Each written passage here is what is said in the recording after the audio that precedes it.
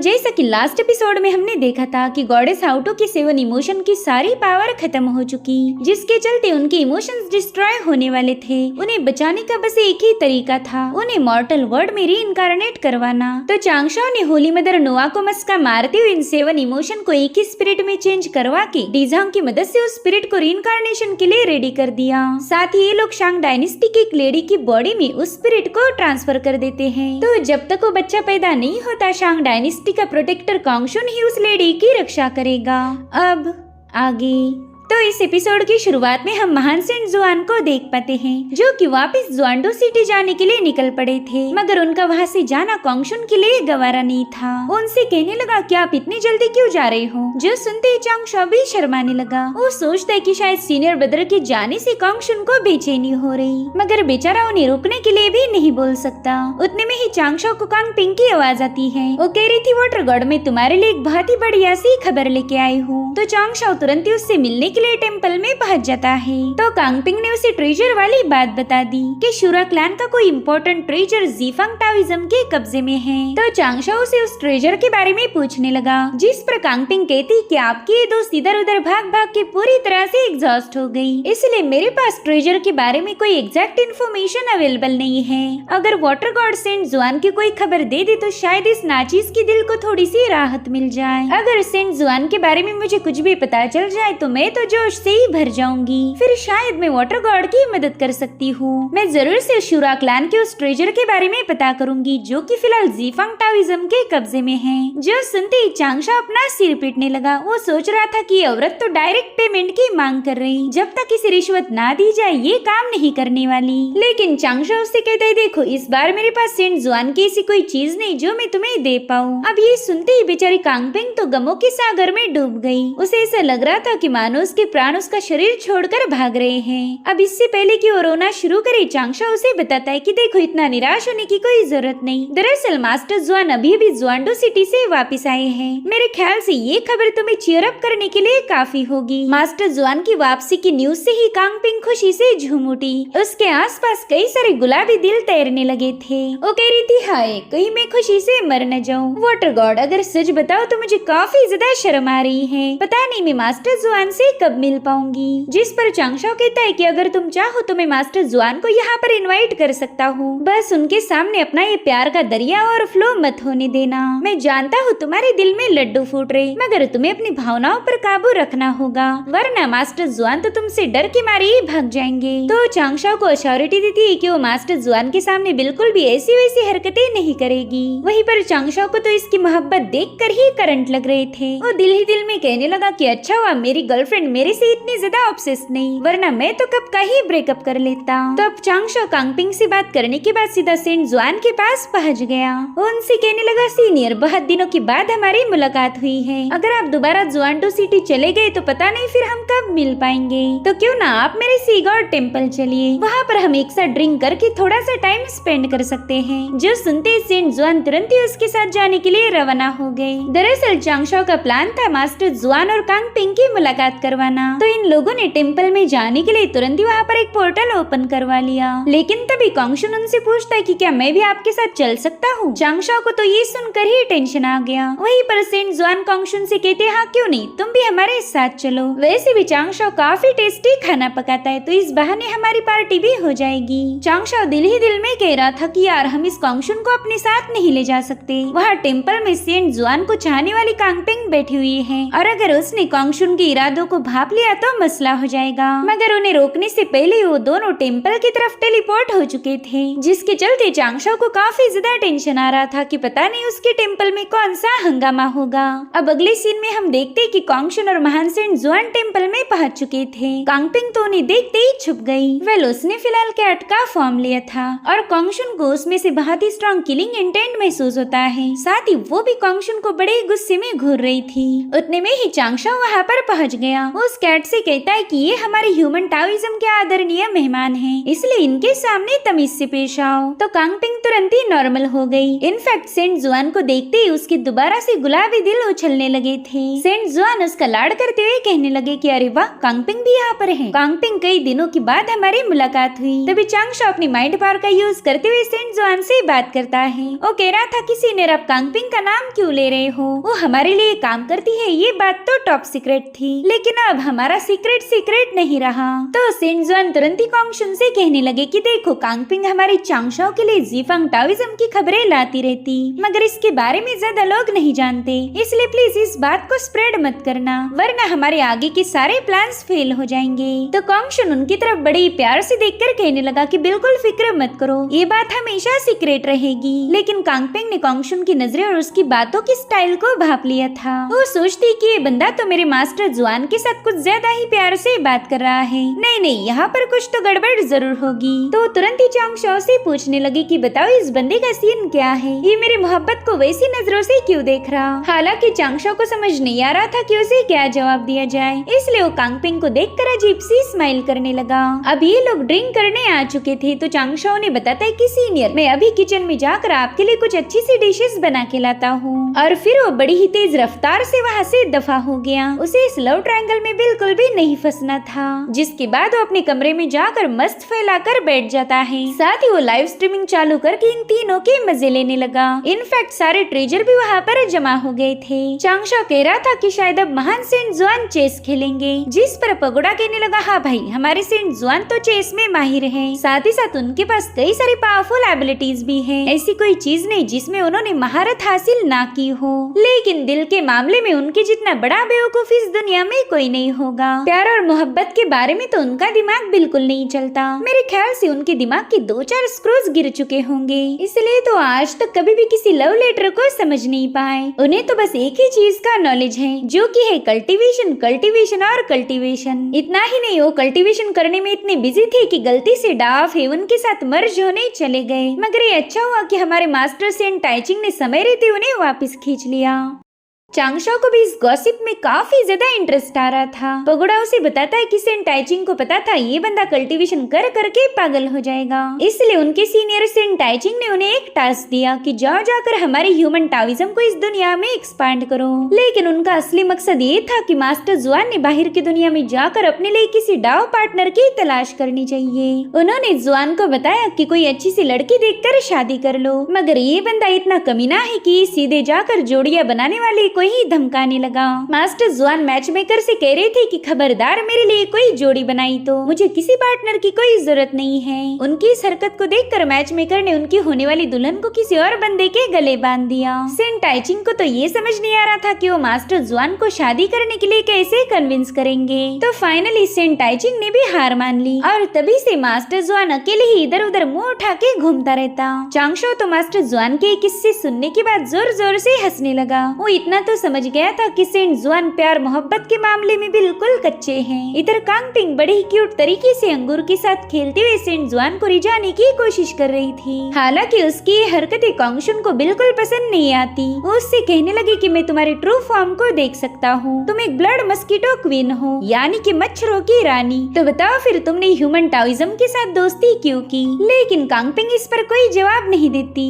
जो देख जुआन भी उससे पूछते कि कांगपिंग तुम इसका जवाब क्यों नहीं दे रही, इसलिए कांगपिंग तुरंत ही उनके पास जाकर बताने लगी कि दरअसल वाटर गॉड ने मुझे बोला था कि मेरी पहचान बहुत ही ज्यादा स्पेशल है, इसलिए आउटसाइडर के सामने अपना मुंह मत खोलना। जिस पर सेंट जुआन बताते हैं कि कांगशुन कोई आउटसाइडर नहीं है, वो चांगशाओ का सीनियर और मेरा सबसे पुराना दोस्त है, इसलिए तुम बेझिझक होकर बात कर सकती हो। वहीं पर कांगपिंग कंफ्यूज हो गई कि कांगशुन जुआन को इतनी प्यार भरी नजरों से क्यों देख रहा है। उसे डर था कि कहीं कांगशुन सेंट जुआन को उससे छीन न ले, इसलिए वो बड़ी ही कमसी नदाओं से चलते हुए कहने लगी कि मेरा ह्यूमन फॉर्म बहुत ही ज्यादा खूबसूरत है, मगर चांगशाओ कह रहा था कि मैंने इस कैट वाले फॉर्म को ही यूज करना चाहिए। साथ ही चांगशाओ ने मुझे आपकी सेवा करने का ऑर्डर दिया है, मगर असल में तो चांगशाओ ने ऐसी कोई बात नहीं की थी। वहीं पर कांगशुन को गुस्सा आ रहा था कि आखिर ये चांगशाओ कांगपिंग को मास्टर जुआन के करीब लाने की कोशिश क्यों कर रहा है। तो कांगपिंग से कहने लगा कि अब तो मुझे चांगशाओ से बात करनी ही पड़ेगी। उसने एक ऐसी औरत को अपने टीम में शामिल किया जिसके ओरिजिन के बारे में हमें कुछ कुछ भी पता नहीं। इसके हमारे साथ रहने से मेरे दोस्त जुआन की शान में गुस्ताखी होगी। तो कांगपिंग भी उसे करारा जवाब देते हुए कहने लगी कि मेरी रिक्रूटमेंट सेन टाइचिंग के ऑर्डर पर हुई थी, तो क्या तुम सेन टाइचिंग के फैसले पर सवाल उठाओगे? वेल, इन दोनों में कोल्ड वॉर शुरू हो चुकी है। कांगपिंग कह रही थी कि आपने मेरे ओरिजिन पर सवाल उठाया, मगर क्या आपको खुद के बारे में कुछ पता है? आपकी yin yang तो अभी तक अलाइंड भी नहीं हुई। अगर मैं अननोन ओरिजिन की औरत हूँ तो फिर आप कौन हो, औरत या मर्द? वेल, यहाँ पर कांगपिंग ने कॉन्गशुन को बहुत बड़ा ताना मारा था, जिसे कॉन्गशुन के तो मानो खून में ही आग लग गई। इधर चांगशो इन दोनों की बातचीत को बड़े ही मजे के साथ सुन रहा था। वो कहते वाह क्या माहौल बन चुका है, ऐसा लग रहा कि अब थोड़ी देर में जंग हो जाएगी, कहीं ये दोनों एक दूसरे पर अटैक न कर दे। खैर, इसमें गलती तो मेरी ही होगी, मैंने ही इन दोनों सौतनों को एक दूसरे के सामने लाया। उतने में ही मान सेन जुआन कांगपिंग को बताते हैं कि ये बंदा ह्यूमन टाओइज्म का डिसाइपल नहीं बल्कि प्रिमोर्डियल फिनिक्स का वंशज है। ये इस अर्थ एंड हेवन की ग्रेट पावर को होल्ड करते हैं, इसलिए तुमने इनके सामने रूडली बात नहीं करनी चाहिए। तो कांगपिंग कहने लगी ठीक है, मैं कोई गलत कमेंट नहीं करूंगी। चांगशो कह रहा था कि अच्छा हुआ मास्टर जुआन ने बीच में जाकर इनके झगड़े छुड़वा दिए, वरना यहाँ तो फाइट होने ही वाली थी। वेल, सेंट जुआन ने भले ही इन्हें शांत किया, मगर कांगपिंग कांगशुआन पर भड़की हुई थी और वो भी उस पर पूरी तरह से गुस्सा था। अब जैसे कांगपिंग ने उस पर छलांग लगाई, कांगशुन उसका गला दबोच लेता है। उन दोनों में काफी मस्त फाइट हो रही थी, मगर वो भी एकदम सीक्रेटली, क्योंकि जब जुआन ने पलटकर देखा ये दोनों बड़े ही प्यार मोहब्बत से बैठे हुए थे, मानो इनके दरमियान दोस्ती हो गई हो। मगर माइंड स्पेस में इन दोनों की कुत्ते बिल्लियों जैसी लड़ाइयाँ हो रही थी, जिसमें कांगशुन ने कांगपिंग को बुरी तरह से पीट दिया। तो कांगपिंग तुरंत ही चांगशाओ से कंप्लेंट करती है कि भले ही सेंट जुआन ने मुझे प्यार दिखाया, मगर इस कांगशुन की वजह से अब मेरा दिमाग खराब हो चुका है। तुम पर ट्रस्ट करके ही मैं यहाँ आई थी, मुझे नहीं लगता कि अब मैं दोबारा से तुम पर यकीन कर पाऊंगी। चांगशाओ तो ये सुनकर ही पैनिक हो गया, उसे कुछ भी करके कांगपिंग को अपने साथ जोड़ के रखना है। अगर कांगपिंग ने उसके लिए जासूसी का काम छोड़ दिया तो चांगशाओ को जीफंग टाओइज्म की खबरें नहीं मिलने वाली थी। उतने में ही कांगपिंग उससे कहती है कि अब तुम्हें मेरे ब्रोकन दिल पर मरहम लगाना होगा, मेरे बारे में तुम्हें सेंट जुआन को बताना ही चाहिए, वरना कांगशुन मुझसे मेरी मोहब्बत छीन लेगा। इधर कांगशुन और जुआन बीच पर पहुंच गए थे, जहाँ पर कांगशुन जुआन को बताने लगा कि मेरी मदर ने मुझ पर हमारे फिनिक्स क्लैन की जिम्मेदारी सौंप दी थी, तो अब मुझे मेरी yin yang अलाइनमेंट के बारे में फैसला लेना ही होगा। मुझे एक तो फीमेल बनना होगा या फिर मेल। जिस पर जुआन कहने लगे कि yin yang तो एक दूसरे के बिना अधूरे हैं। मेरे दोस्त, वैसे भी तुम एक प्रिमोर्डियल बीइंग हो, तो तुम्हें आगे चलकर बच्चे थोड़ी ना पैदा करने हैं, तो भला तुम yin yang को सेपरेट करना क्यों चाहते हो? वो दोनों एक साथ तुम्हारी बॉडी में मौजूद हैं और यही चीज तुम्हें सबसे अलग बनाती, इसलिए मुझे नहीं लगता कि तुमने इन्हें सेपरेट करना सही रहेगा। लेकिन ये तुम्हारे फिनिक्स क्लैन के लिए बहुत बड़ा फैसला है, तो जो भी करना है वो सोच समझ कर करना।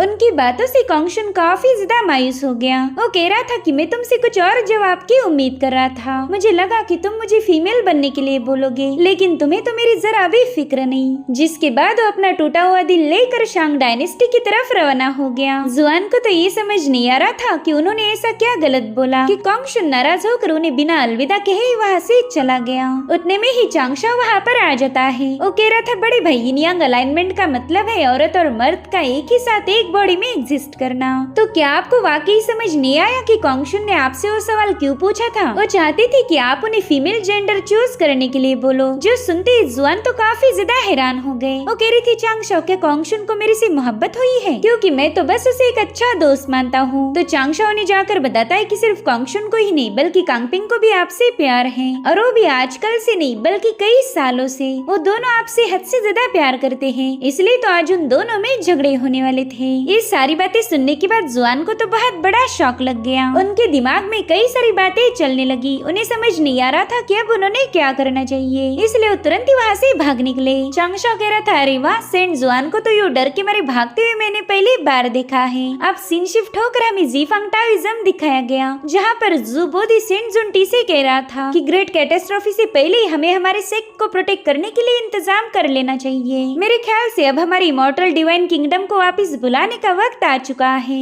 10,000 सालों से हम अपने डिवाइन किंगडम को 3000 वर्ड में ग्रो करते आए हैं। वेल, कांगपिंग ने तो इमॉर्टल डिवाइन किंगडम ये नाम ही पहली बार सुना था। दरअसल जीफंग टाओइज्म 3000 वर्ड में मौजूद लोगों को अपनी इमॉर्टल डिवाइन किंगडम के साथ जोड़ रहा था, और ये किसी को पता ही नहीं।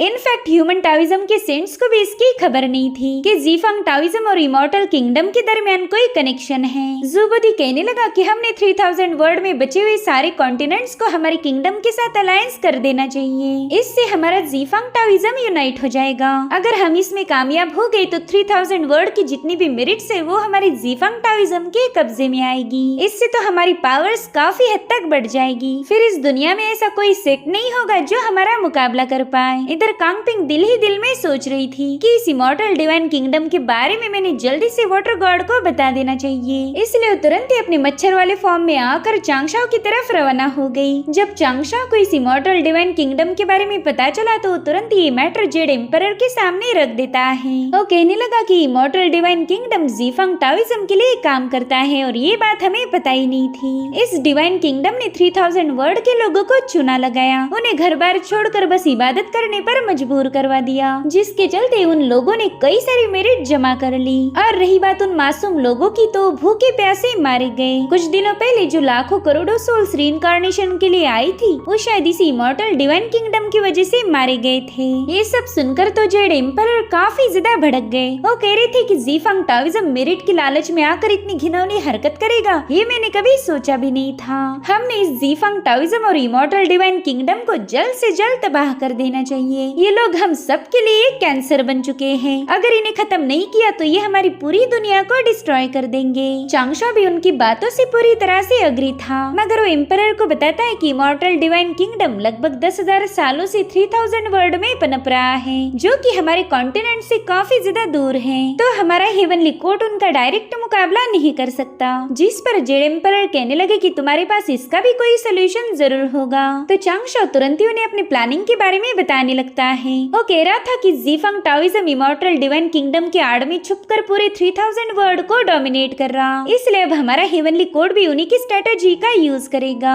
इसलिए हमें एक anti immortal divine kingdom establish करना होगा और इसके लिए हमें 3000 वर्ल्ड में मौजूद किसी स्ट्रॉन्ग फैमिली का सपोर्ट लेना पड़ेगा। उस फैमिली को बैकअप प्रोवाइड करना ही हमारा काम होगा। और रही बात फाइट की तो ये काम भी वो लोग कर लेंगे। चांगशाओ का ये प्लान जेड एम्परर को काफी ज्यादा पसंद आया। वो उससे पूछते कि बताओ फिर हमने कौन सी फैमिली के साथ अलायंस फॉर्म करनी चाहिए। जिस पर चांगशाओ कह रहा था कि सबसे पहला हम एक ऑर्गेनाइजेशन एस्टेब्लिश करेंगे जो कि पांचों कॉन्टिनेंट के साथ साथ 3000 वर्ल्ड में भी फैली हो, जो कि इस मिशन में हमारा साथ दे सकती। जिसके बाद चांगशाओ जेड एम्परर के अवतार फॉर्म किन टियानजन और ली बियान को लेकर बड़ी तेजी के साथ 3000 वर्ल्ड में पहुंच गया। दरअसल ये लोग बियान के घर आए थे, जहाँ पर बियान की ग्रैनी उसे देखकर काफी ज्यादा खुश हो गई। अब वो अपने मेहमानों का वेलकम करने के बाद उनसे पूछने लगी कि बताइए आपका यहाँ पर आना कैसे हुआ। तो चांगशाओ सीधे मुद्दे की बात पर आता है। वो कह रहा था कि हम आपके टियानिया पवेलियन के साथ अलायंस करना चाहते हैं। बियान को पता था कि उसकी ग्रैनी काफी ज्यादा स्ट्रिक्ट है, तो तुरंत ही जाकर उसे मस्का मारने लगा। वो कह रहा था ग्रैनी हेवनली कोर्ट में मेरी काफी अच्छी पोजीशन है, तो प्लीज मान जाओ ना। मगर ग्रैनी के गुस्से से देखते ही बियान तुरंत ही जाकर अपनी जगह पर बैठ गया। वहीं पर टियानजुन उनसे पूछते कि आपको हमारे हेवनली कोर्ट के साथ अलायंस करने में क्या दिक्कत है। जिस पर वो मास्टर कहने लगी कि भले ही हम आपसे काफी दूर रहते हैं, मगर हमारा नेटवर्क दूर दूर तक पहुंचा हुआ है। तो हमें पता चला था कि जीफंग टाओइज्म और हेवनली कोर्ट के दरमियान कट्टर दुश्मनी है।